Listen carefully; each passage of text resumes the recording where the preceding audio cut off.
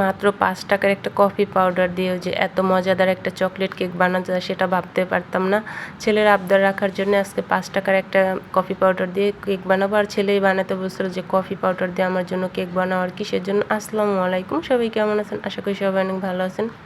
এখানে 4টা ডিমের কেকের জন্য 1 কাপ ময়দা, 2 টেবিল চামচ একবার কফি পাউডারটা আমি ভরে দিছি, তারপর বেকিং পাউডার আর কর্নফ্লাওয়ার নিয়ে নিচ্ছিলাম। আর কর্নফ্লাওয়ারটা দিলে হবে কি কেকটা কখনো চুপসে যাবে না, এর জন্য কর্নফ্লাওয়ারটা দেওয়া। তবে হাফ টিস্পুনের মতো কর্নফ্লাওয়ার নিয়ে নিছিলাম।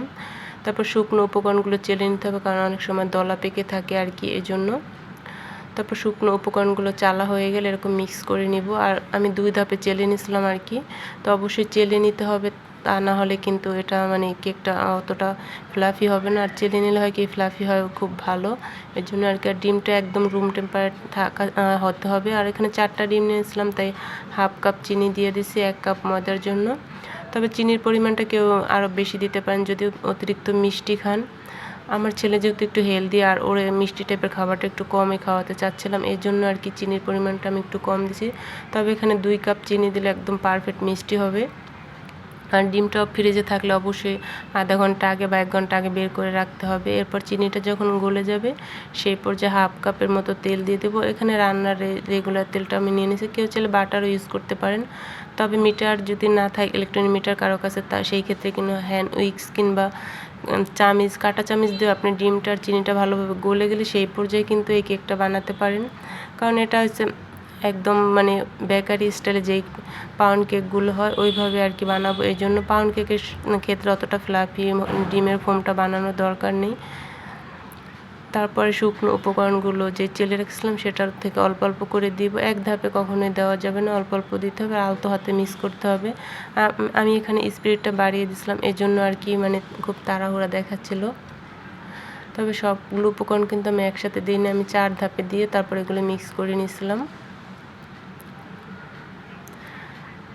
মিক্স করা হয়ে গেলে সেই পর্যায়ে দিয়ে দেবো ভ্যানিলা এসেন্স আর চকলেট এসেন্স কিংবা চকলেট পেস্ট, আর দিয়ে দেবো 5 টাকা দামের একটা কফি। আমি ব্ল্যাক কফিটা নিয়েছি, কেউ চাইলে আপনারা পছন্দ মতো যে কোনো কফি নিতে পারেন। তারপরে এখানে কিন্তু মিটারের কাঁটাটা থেকে যেই ব্যাটারটা লেগেছিলো সেগুলো অবশিষ্ট অংশ ছাড়িয়ে নেওয়া হয়ে গেলে সেই পর্যায়ে যে শুকনো উপকরণগুলো সাইডে লেগে থাকবে সেগুলো একটা স্প্যাচুলার সাহায্যে আলতো হাতে করে এগুলো মিক্স করে নেবো। আর এখানে আমি তেল ব্রাশ করে বেকিং পেপার বিছিয়ে নিয়েছিলাম। এখানে চায়ের যে একটা পাতিলা থাকে না, ওই চায়ের পাতিলাগুলো তো নিচে আপনি চাইলে কেক মোল্ডও বানাতে পারেন। তবে আমার কাছে কেক মোল্ড ছিল রাউন্ড শেপের কিংবা স্কোয়ার শেপের, সবগুলোই ছিল, কিন্তু আমি চাচ্ছিলাম যে না আজকে একটু ভিন্নভাবে বানাই। যাদের কাছে কেক মোল্ড নাই তারাও কিন্তু এইভাবে বাচ্চাদের পছন্দের খাবারগুলো বানিয়ে দিতে পারেন। আর পাতিলাটা আগে থেকে গরম করে নিয়েছিলাম একটা স্টিনার দিয়ে নিচে। আর এটা কিন্তু আমি কেক বানাই দেখি এটা এরকম পুড়ে গেছে, কেউ আবার ভাইবেন না যে এটা কালো কেন মাজি না, এরকম কিছু না, কিন্তু এটা মানে পাতিলাটা কিংবা চায়ের ওটা কিন্তু আমি চা বানাই না, ওটা তো মাঝে মাঝে আমি কেক বানাই, এই জন্য আর কেক মাজার পরেও কিন্তু এরকম হয়ে যায়। তারপর 30 মিনিট পরে আমি এরকম ঢাকনা খুলে, কেউ চাইলে চেক করে নিতে পারেন, তবে আমি চেক করি না, কারণ সবসময় কেক বানালে কিন্তু আপনার চেক করতে হবে না, আপনি এমনিতেই বুঝতে পারবেন যে এটা পারফেক্ট হয়েছে, কতক্ষণ সময় লাগবে। তবে চুলার আঁচটা একদম কমানো ছিল, এই জন্য আর কি নিচের বেকিং পেপারটাও কিন্তু পুড়ে না। একটু যদি একটু কালার চান তাহলে একটু চুলার আঁচটা বাড়িয়ে দিতে পারেন। ওভেন ছাড়াও কিন্তু বাসায় বাচ্চাদের পছন্দ মতো এরকম কেক বানাতে পারেন। আমি এটা একদম গরম অবস্থায় কাটতেছিলাম, তাই হাত লাগানো যাচ্ছিল না। ভিডিওটি ভালো লাগলে অবশ্যই শেয়ার করে দেবেন, লাইক দিয়ে পাশেই থাকবেন। সবাই ভালো থাকবেন, সুস্থ থাকবেন। আল্লাহ হাফেজ, আসসালামু আলাইকুম।